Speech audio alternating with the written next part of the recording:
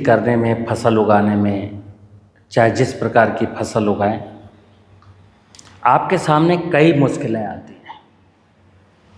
पहली मुश्किल शुरू होती है जुताई से, कि एक जुताई में खेत बना नहीं, दो जुताई में खेत बना नहीं, यानी खेत को पल्वराइज करने में 4-5 जुताइयाँ देनी पड़ती हैं। कारण कि मिट्टी में हार्डनेस बहुत है, मिट्टी कठोर हो गई है। जब हल चलता है तो ढिम्मे निकलते हैं, फिर पाटा लगाते तो ढिम्मे टूटते नहीं हैं, यानी मिट्टी हार्ड है। 35 हार्स पावर का ट्रैक्टर 9 फाल लेकर के जब खेत जोतता है तो 2 इंच से ज़्यादा, 3 इंच से ज़्यादा जोत नहीं पाता। किराए के ट्रैक्टर से जुताई है। फसल की जड़ें मिनिमम औसत 6 इंच पर चलती हैं, और 6 इंच आपका खेत जोता नहीं, क्योंकि हल बैल आपके पास है नहीं। किराए के ट्रैक्टर से 80% किसान किराए के ट्रैक्टर से खेती करते हैं। एक जुताई में 1 एकड़ की एक जुताई में 800 रुपये का खर्चा आता है। 5 जुताइयाँ अगर करानी पड़ी तो 4000 रुपये गए। अभी बीज नहीं बोया गया, 4000 रुपये तो जेब के गए। तो पहली प्रॉब्लम ये थी कि खेत आसानी से तैयार नहीं होता, क्योंकि खेत हार्ड है। दूसरी चीज़ होती कि जब मैंने फसल बो दी तो पूरा देश जानता है कि फसल बढ़ेगी नहीं। उसे मालूम है कि हमको 120 किलोग्राम नाइट्रोजन, 60 किलोग्राम फास्फेट और 40 किलोग्राम पोटास देना पड़ेगा। देते भी हैं लोग। तो फसल बोने के पहले ये चैलेंज है कि इतना फर्टिलाइज़र का इंतजाम होना चाहिए। फिर फर्टिलाइज़र दे करके फसल बो दिया, फिर पता है कि इस फसल में हमको ये बीमारी भी आएगी, उसके लिए फंजीसाइड का इंतजाम करना। हमें पता है कि इस फसल में एक कीड़ा भी आएगा, तो उसके लिए कीटनाशक का प्रबंध करना। उसके बावजूद भी पैदावार अच्छी नहीं होनी। आज जानते हैं देश में गेहूँ 60 कुंटल प्रति हेक्टेयर से कम पैदावार वाला कोई गेहूं का प्रजाति नहीं है, लेकिन देश की जो औसत प्रोडक्टिविटी वो 34 कुंटल पर अटकी हुई है। जिस फसल की आप बुआई करते हो, वैज्ञानिक कहते हैं, प्लांटिंग मटेरियल बेचने वाला कहता है कि इसकी उपज 70 कुंटल होगी, वो किसान के यहाँ 35 कुंटल होती है, आधी रह जाती है। क्यों भाई? जब बीज अच्छा था, उसकी क्षमता 70 कुंटल थी, तो 35 कुंटल क्यों? जब गेहूँ 60 कुंटल वाला बोया तो 28 कुंटल क्यों? जब चना 32 कुंटल वाला बोया तो 10 कुंटल क्यों? तो प्रोडक्शन भी कम होता है। दूसरा, प्रोडक्शन भी कम होता है। प्रोडक्शन जो हुआ, जो खाद्यान्न की उपज हुई, फल हो, सब्जी हो, अनाज हो, उसकी टेस्ट वैल्यू नहीं है, और उसमें पौष्टिकता भी नहीं है, स्वाद नहीं है। आप खाना खाते हो ना, आप कहते हो चावल में स्वाद नहीं, सब्जी में स्वाद नहीं, दाल में स्वाद नहीं। स्वाद कहाँ चला गया? तो मैं अक्सर बात करता हूँ, देश में कोई भी व्यक्ति ज़मीन को जिंदा करने की, ज़मीन को फर्टाइल बनाने की बात नहीं करता। किसी भी विश्वविद्यालय में कोई भी वैज्ञानिक दिल खोल करके इस विषय पर नहीं बोलता। और सारे विषय, ये वैरायटी आ गई है, ये टेक्नोलॉजी आ गई है, ये नया इंसेक्टिसाइड आ गया है, ये नया मॉलिक्यूल आ गया है, बट मिट्टी जहाँ खेती करते हैं उसकी बात कोई नहीं करता। कृषि विज्ञान, एग्रीकल्चर साइंस की परिभाषा है कि किसी भी विषय के क्रमबद्ध ज्ञान को विज्ञान कहते हैं। तो एग्रीकल्चर साइंस है, तो उसमें क्रम क्या है? खेती करेंगे तो ज़मीन से शुरू करेंगे। खेती में पहला निवेश आपकी मिट्टी है, लेकिन आज मिट्टी की कोई बात नहीं करता। सारे देश में क्या चर्चा है? अच्छा बीज बोएंगे तो पैदावार अच्छी मिलेगी। किसान देश का अच्छा बीज बोता है, अच्छी पैदावार तो नहीं मिलती। बोले कीड़ा मार देंगे तो अच्छी पैदावार मिलेगी, बीमारी मार देंगे तो अच्छी पैदावार मिलेगी, खरपतवार मार देंगे तो अच्छी पैदावार मिलेगी, ज़्यादा पानी लगा देंगे तो अच्छी पैदावार मिलेगी, ग्रोथ प्रमोटर डाल देंगे तो अच्छी पैदावार मिलेगी, लेकिन मिल नहीं रही। देखिए, जब देश के किसानों को अच्छी पैदावार नहीं मिल रही तब भी हमारे देश में खाद्यान्न की कोई कमी नहीं है। खाद्यान्न हो चाहे फल हो चाहे सब्जियां हो, सब सरप्लस है और सरप्लस होने के नाते ही उनका बाजार में मूल्य कम है।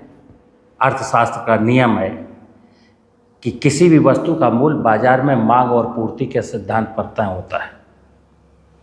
इधर तो लोगों ने कहा कि आमदनी बढ़ानी हो तो पैदावार बढ़ानी पड़ेगी। इस बात को समझना जरा, आमदनी बढ़ानी है तो पैदावार बढ़ानी पड़ेगी, किसान को बोला गया। ये ऐसा हिडन एजेंडा है कि आमदनी बढ़ानी हो तो पैदावार बढ़ानी पड़ेगी। कारण जानते हैं इसमें कितना बड़ा रैकेट है, बहुत बड़ा एक नेक्सस है। किसान जब आमदनी बढ़ाने के लिए आगे चलेगा तो ज़्यादा फर्टिलाइज़र खरीदेगा, ज़्यादा पेस्टिसाइड खरीदेगा, कई प्रकार के यंत्र खरीदेगा, यानी बाजार से बहुत सारी चीज़ें खरीद के लाएगा पैदावार बढ़ाने के लिए, और पैदावार बढ़ेगी नहीं।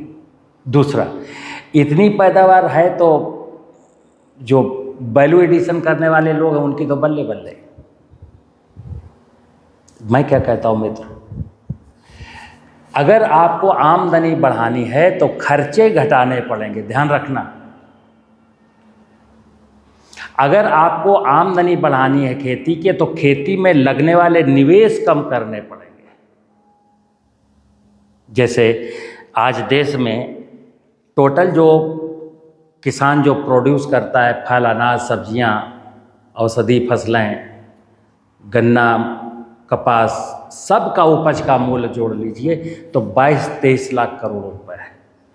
22 से 23 लाख करोड़ पूरी उपज अगर किसान बेच दे, और इस उपज को प्राप्त करने के लिए 4.5 लाख करोड़ रुपए के फर्टिलाइजर, 8 लाख करोड़ का पेस्टिसाइड, 1 लाख करोड़ का डीजल, 1 लाख करोड़ के कृषि यंत्र और बिजली का बिल और ये और लेबर अपने जोड़े ले, यानी कि 22 लाख करोड़ की उपज प्राप्त करने के लिए किसान जो है 15-16 लाख करोड़ रुपए बाजार में फेंक देता है।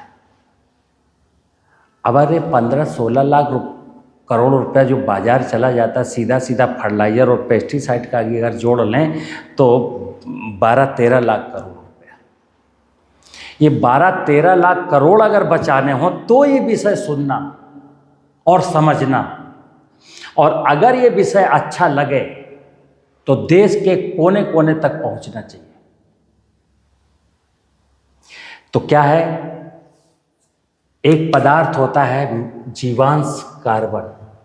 आप सब लोग मिट्टी की जांच कराए हो तो एक एवरेज हर किसान का कहीं 0.2, कहीं 0.3, कहीं 0.4 मिट्टी में जीवांश कार्बन जब आप टेस्ट कराते हो तो आज देश की मिट्टियों में जीवांश कार्बन बचा है 0.3% एवरेज में। किसी किसान के खेत में 0.6 हो सकता है, किसी तालाब के किनारे की ज़मीन में 9.9 हो सकता है, लेकिन 1% आधा परसेंट है।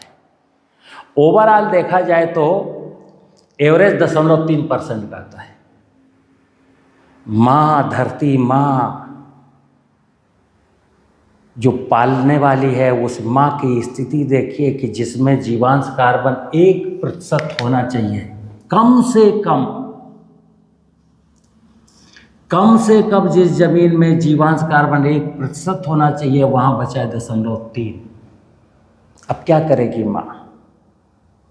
फर्टिलाइजर तो देने पड़ेंगे, पेस्टिसाइड तो लगाने पड़ेंगे, ज़मीन में हार्डनेस तो आएगी, जुताई तो ज़्यादा करनी पड़ेगी, पानी तो ज़्यादा लगाने पड़ेंगे, और बस यहीं आपकी लागत बढ़ गई। तो लागत घटानी है तो ज़मीन की फर्टिलिटी को सुधारना पड़ेगा। मैं अक्सर ये बात कहता हूँ, नेचुरल फार्मिंग का मतलब हींग का स्प्रे, फिटकरी का स्प्रे, गौमूत्र का स्प्रे, मट्ठा का स्प्रे ये नहीं है। ये तो चुटकुले हैं, गुड्डे गुड़िया के खेल हैं जो आपको भ्रम में फंसा रहे हैं। मिट्टी में जीवांश कार्बन बढ़ाना पड़ेगा। अब जीवांश कार्बन क्या है? जीवांश कार्बन का पहले नाम था ह्यूमस। ह्यूमस क्या है मित्र? ह्यूमस एक वो पदार्थ है जिसमें ढेर सारा कार्बनिक पदार्थ है। फिर कार्बनिक पदार्थ जब डिकम्पोज हुआ तो उसमें कुछ कार्बन है, उसमें ढेर सारे नाना प्रकार के सूक्ष्म जीवाणु हैं, और सूक्ष्म जीवाणु की मरी हुई इकाइयाँ हैं जिनको हम कहते हैं जीवांश यानी मरे हुए जीवों का अंश, कार्बन का मतलब है कार्बनिक पदार्थ। अब कार्बनिक पदार्थ आप खेत में मलमूत्र पशुओं का देते नहीं, फसलों के अवशेष में आग लगा देते हैं, खरपतवारों को बीटीसाइड डाल के मार देते हैं, तो कार्बनिक पदार्थ खेत में कम हो गया। अब जीवांश जीवित जीवाणुओं से, जब जीवाणु होंगे मरेंगे तब जीवांश बनेगा, तो वो जीवाणु तो मैंने पेस्टिसाइड डाल के मार दिए। तो अब जीवांश कार्बन की कहानी तो मित्र बिल्कुल ख़त्म हो गई। और ये जो 0.3% लिखा जाता है मिट्टी की जांच में जीवांश कार्बन, तो फिर बता दूं ये कार्बन है, जीवांश नहीं है। क्योंकि जीवाणु नहीं है तो जीवांश कहाँ से आएगा। तो दुनिया की किसी भी लैब में कार्बन की जांच तो होती है, जीवांश की जांच नहीं होती, ध्यान रखना। लिखने को लिखा जाता है जीवांश कार्बन, ऑर्गेनिक कार्बन, लेकिन जीवांश की तो जांच ही नहीं होती। जीवांश ही फसलों का भोजन है, जीवांश ही फसलों का भोजन है। अगर ज़मीन में 1% ह्यूमस हो जाए, यानी जीवांश कार्बन वास्तव में हो जाए, तो ये नाइट्रोजन, पोटास, जिंक, सल्फर, इनकी कोई ज़रूरत ही नहीं। ये जो पोषक तत्वों का विज्ञान है ये बिल्कुल झूठ है। आपको खेती में जो करना है वो इसमें ह्यूमस बढ़ाना है। तो ह्यूमस कितना, जैसे कई किसान पूछते साहब हमें 1% ह्यूमस करना है, कैसे बढ़ाएं? तो आज मैं समझा रहा हूँ। जैसे मैं किसी किसान से पूछूं कि आपकी 1 एकड़ ज़मीन की 6 इंच की मिट्टी का वजन कितना है, साहब हमें नहीं पता। हमने कहा 1 एकड़ में कितना स्क्वायर फुट होता है, हमें नहीं पता। हमने कहा अगर तुम्हारा कोई थोड़ा सा एरिया दाब ले तो तुम कैसे जांचोगे कि 1 एकड़ है कि 1.25 एकड़। किसानों को कुछ चीज़ें पता होनी चाहिए। 1 एकड़ ज़मीन का जो एरिया है 43,000, लगभग 43,000 स्क्वायर फुट है, और उसकी 6 इंच की मिट्टी, इतनी मोटी मिट्टी अगर मैं स्क्रैप कर लूँ, उठा लूँ, खरोंच लूँ और तौलूँ तो उसका वजन है 8,000 कुंटल। देखना 8,000 कुंटल मिट्टी में अगर 1% जीवांश होना चाहिए, जीवांश कार्बन, तो उसका मतलब हुआ 80 कुंटल। यानी 2 जीरो हटा दीजिए, 100 का भाग देंगे तो 2 जीरो कट गए, तो 80 कुंटल। मिट्टी की जांच कराए तो 0.3% है, तो मतलब 24 कुंटल। 1 एकड़ ज़मीन में जिसमें जीवांश कार्बन 80 कुंटल होना चाहिए, आपका है 24 कुंटल, वो भी कार्बन है, जीवांश नहीं है। इसलिए मित्र खेती में प्रॉब्लम्स हैं। खेती की जो मुख्य समस्या है वो है ऑर्गेनिक कार्बन। ऑर्गेनिक कार्बन का ज़मीन से कम हो जाना। और ऑर्गेनिक कार्बन को मिट्टी की जांच कराने के लिए तो बहुत कार्यक्रम है, हर साल कार्यक्रम चलता है। और देश के वैज्ञानिकों को, नीति निर्माताओं को खूब पता है कि मेरी मिट्टी कमज़ोर हो रही है, लेकिन मिट्टी को समृद्धशाली बनाने के लिए कोई प्रोजेक्ट नहीं है। हाँ, मिट्टी की जांच कराते रहिए, पता हो जाएगा जीवांश कार्बन इतना हो गया, कम हो गया है, लेकिन बढ़ाने का कोई नहीं है। तो आपको मैं समझा रहा हूँ, क्योंकि ये दर्द आपका है, परेशानी में आप हो, तो आपके ऊपर जो परेशानी है उसका निवारण आप ही करेंगे। कब करेंगे? जब आपको ज्ञान होगा। ज्ञान मतलब मिट्टी का ज्ञान, व्हाट इज सॉइल, खेत क्या होता है, खेत की फर्टिलिटी क्या होती है।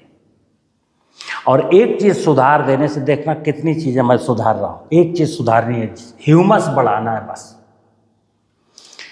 तो अभी मिट्टी में जीवांश कार्बन 24 कुंटल, 1 एकड़ में 24 कुंटल एवरेज है, होना चाहिए 80 कुंटल, यानी 56 कुंटल कम है। अब हमें मित्र ये 56 कुंटल जीवांश कार्बन की जो कमी है इसको बढ़ाना है। ये एक दिन का काम नहीं है, 2, 3, 4, 5, 6 साल लगेंगे, लेकिन अगर आप इस कहानी को समझ गए तो आप कर लेंगे। ये जो कार्बन है, जीवांश कार्बन, तो आप ऐसा ना सोचें कि 56 कुंटल कम है तो साहब क्या करें। तो सुनना, 1 कुंटल जो सूखा हुआ भूसा है, सूखा हुआ पुआल है, सूखा हुआ गोबर है, 1 कुंटल शुष्क पदार्थ, 1 कुंटल कोई भी फसल का अवशेष, बाग बगीचों की सूखी हुई पत्तियाँ, सूखा हुआ पुआल, सूखा हुआ भूसा, सूखा हुआ गोबर, उसमें 58% कार्बन होता है। जैसे 1 कुंटल भूसा है, अगर वो ज़मीन में डालेंगे और जब वो डिकम्पोज होगा तो उससे 58 कुंटल केवल कार्बन निकलेगा। 42% जो उसमें हाइड्रोजन है वो निकल जाएगी। तो हमको 56 कुंटल कार्बन बढ़ाना है ज़मीन में। अभी मैं जीवांश नहीं बढ़ा रहा हूँ, अभी कार्बन बढ़ा रहा हूँ। तो 56 कुंटल कार्बन को बढ़ाने के लिए हमको 98 से लेकर 100 कुंटल शुष्क पदार्थ 1 एकड़ खेत में डालना पड़ेगा। सूखा हुआ गोबर, सूखा हुआ फसलों का अवशेष। अब ये 1 साल में तो संभव नहीं है। एक किसान के पास 5 एकड़ ज़मीन है, अब वो 500 कुंटल शुष्क पदार्थ कहाँ से लाए? संभव नहीं है। तो ये कहानी इसलिए मैंने कहा 1 साल का काम नहीं है, ये 4, 5, 6 साल का काम है। अब ये आएगा कहाँ से? बाजार में तो मिलेगा नहीं। कार्बनिक पदार्थ एक आपके खेत खलिहान का हिस्सा है। कार्बनिक पदार्थ बढ़ाने के लिए आपको पहला काम ये करना है मित्र, पहला काम देखिए, मिट्टी ये जो प्रकृति है बहुत सारे काम खुद करती है। अगर हम प्रकृति की व्यवस्था को जानेंगे तो प्रकृति ये काम करती है। आपके खेत में जब आप फसल बोते हो तो उसमें कुछ खरपतवार उगते हैं।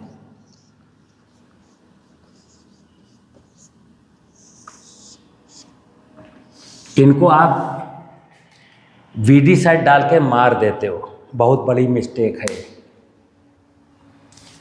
प्रकृति आप ऐसे समझना कि आपने जो खरपतवार बोए नहीं वो जम कैसे गए।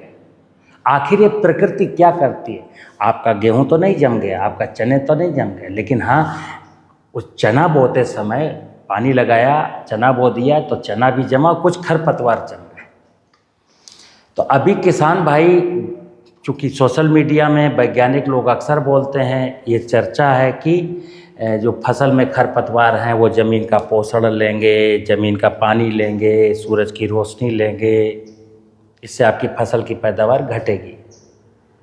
तो इनको बीडीसाइड डाल के मारो, यानी बीडीसाइड बेचना है उनको। आपसे किसी, मैं कई बार बोला किसान भाइयों, आपसे किसी को सिंपैथी नहीं है, ध्यान रखना। अपने अपने धंधे की तलाश में है सारे लोग। आपको खुद समझना है क्या उचित है क्या अनुचित है। तो मैं आज बता रहा हूँ, ये खरपतवार माँ ने, धरती माँ में इसलिए हो गए क्योंकि प्रकृति जानती है कि धरती को फर्टाइल बनाए रखने की कला क्या है। दूसरा, हम देश के 14 करोड़ किसान जो खेती करते हैं अपने लिए करते हैं। इस धरती में ढेर सारे जीव जंतु हैं। खरगोश क्या खाएगा, चिड़िया क्या खाएगी, तितली क्या खाएगी, चींटी क्या खाएगी, हिरन क्या खाएगा, बकरी क्या खाएगा, और धरती स्वयं क्या खाएगी, और धरती के अंदर रहने वाले जो सूक्ष्म जीव हैं वो क्या खाएंगे। क्योंकि सूक्ष्म जीवाणुओं का खेल बहुत विचित्र है। परमात्मा यानी धरती में जो अनंत असंख्य प्रकार के जीव जंतु हैं उनका लालन पालन इन्हीं खरपतवारों से होना, क्योंकि आप तो अपनी फसल काट लाओगे, खलिहान में बेच दोगे, फसल भी बेच दोगे, फसलों का अवशेष भी बेच दोगे। जमीन क्या खाएगी, जमीन में रहने वाले जीव क्या खाएंगे। इसलिए खरपतवार उगते हैं। अब मैं मैनेजर हूँ, किसान प्रबंधक है खेती का, तो उसको तय करना है इन खरपतवारों के साथ क्या करूँ। तो पहले जानते हो क्या था? पहले खरपतवार उखाड़ करके पशुओं को खिलाए जाते थे, पशुओं का गोबर खेत में ले आया जाता था, यानी बात बराबर। आज बीडीसाइड डाल के मार दिए जाते हैं। तो 1 एकड़ ज़मीन में जहाँ चना बोया था, चने की शुष्क उपज 5-6 कुंटल थी, फसलों का अवशेष, और अगर ये खरपतवार आप बीडीसाइड से ना डालते तो इनकी उपज 10-12 कुंटल थी।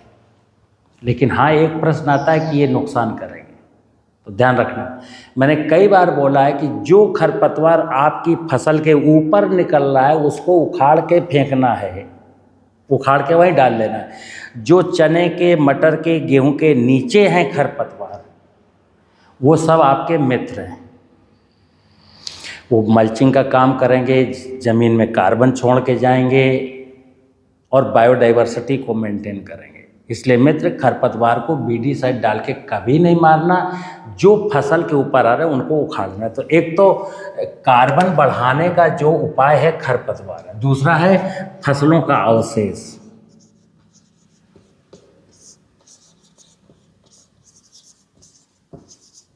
आज जाने अनजाने फसलों के अवशेष के बारे में भी गलत अवधारणा हो गई कि पराली साहब है खेत में, अब गेहूं बोना है, कैसे डिकम्पोज करेंगे, इसलिए जला दो।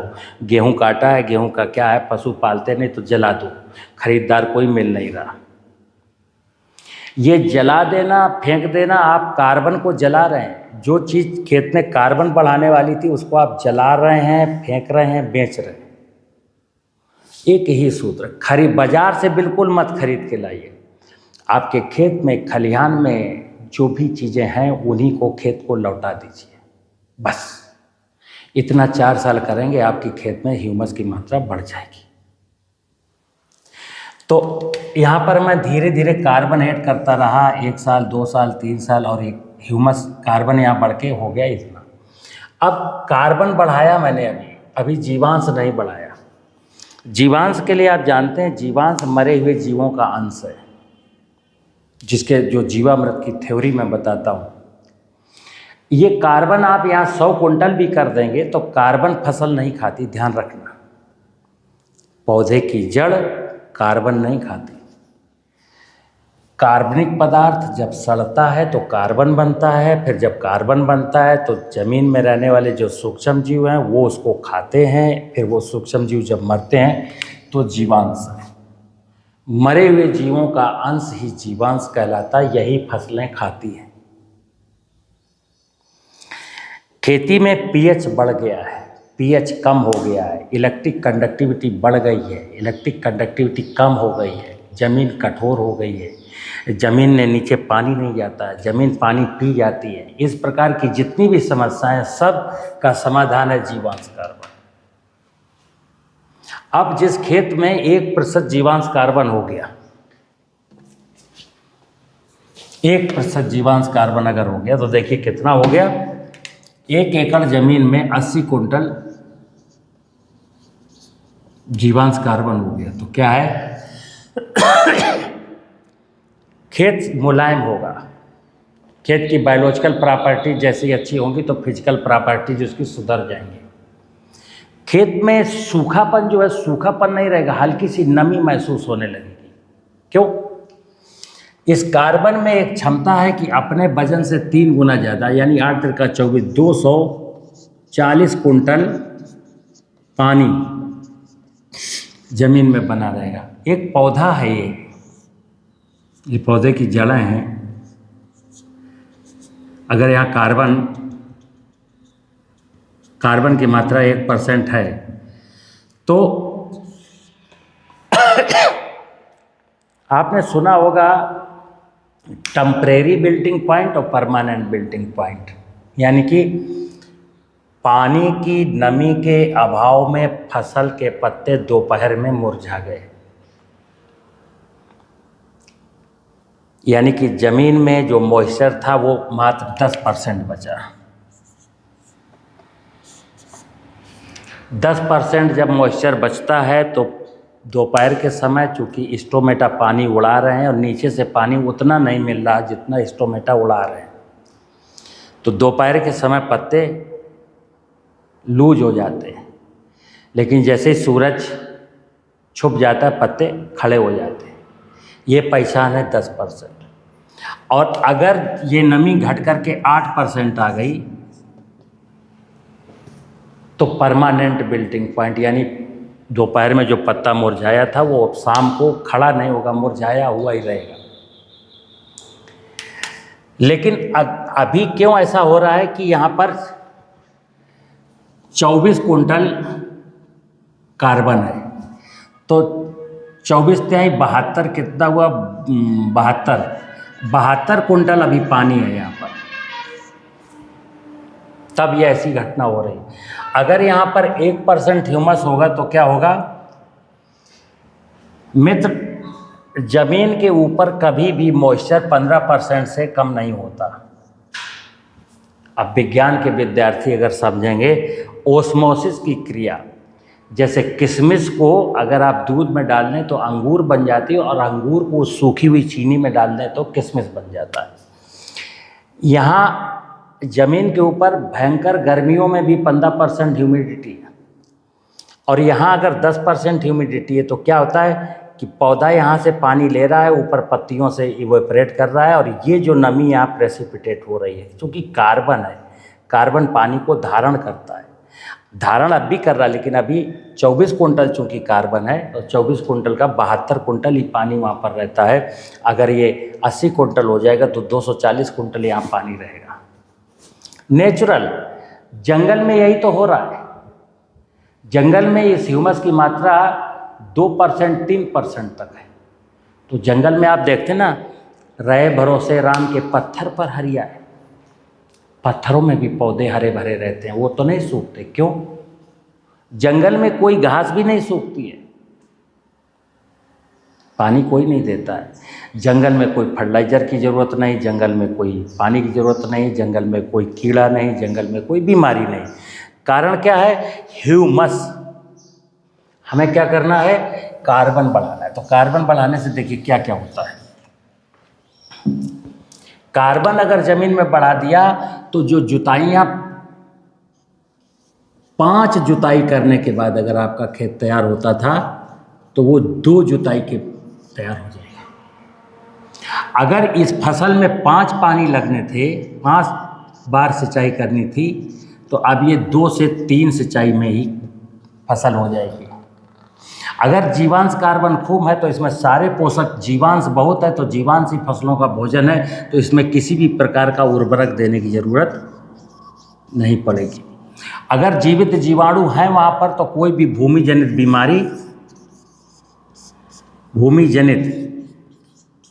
बीमारी नहीं लगेगी, तो फफूंदनाशक देने की ज़रूरत नहीं रहेगी। और मित्र जानते हैं, कीड़ा उन्हीं फसलों को ज़्यादा क्षति पहुँचाता है जहाँ नाइट्रोजन की अधिकता होती है और दूसरे पोषक तत्व तो कम होते हैं। तो 50% इंसेक्ट का अटैक कम हो जाएगा। आपकी 2-3 जुताइयाँ बच गई, 2 पानी बच गए, उर्वरक पूरे बच गए, और भूमि जनित बीमारियाँ लगभग ख़त्म हो गई, 0.5% इंसेक्ट ख़त्म हो गया, तो आपकी खर्चा बच गया, आप धनाढ्य हो गए। फिर से खेती उत्तम व्यवसाय की ओर अग्रसर हो गई। माँ, ये धरती माँ अगर स्ट्रांग है तो किसान स्ट्रांग है। धरती माँ अगर समृद्धशाली है तो किसान समृद्धशाली है। धरती माता बंजर हो गई तो दुनिया की कोई ताकत आपको चेहरे पर मुस्कान नहीं ला पाएगी। दुनिया में कोई व्यक्ति आपकी आमदनी नहीं बढ़ा पाएगा। दुनिया में कोई व्यक्ति, कोई डॉक्टर, कोई चिकित्सा पैथी आपको ठीक नहीं कर पाएगी। तेरा वैभव अमर रहे माँ, हम 3-4 रहे न रहे। मित्र बने रहिए मेरे साथ। अगर मेरी वीडियो अच्छी लगती हो, मेरे विचार अच्छे लगते हों, तो आपसे एक ही निवेदन है, हम देश को मजबूत करेंगे और हम अकेले नहीं कर पाएंगे। फिर बताता हूँ, अगर मेरे साथ मेरी बातों को 1000, 10,000, 20,000 लोग आगे बढ़ाएंगे तो निश्चित देश का किसान समृद्धि की ओर बढ़ेगा, गांव आत्मनिर्भरता की ओर बढ़ेंगे। नमस्कार।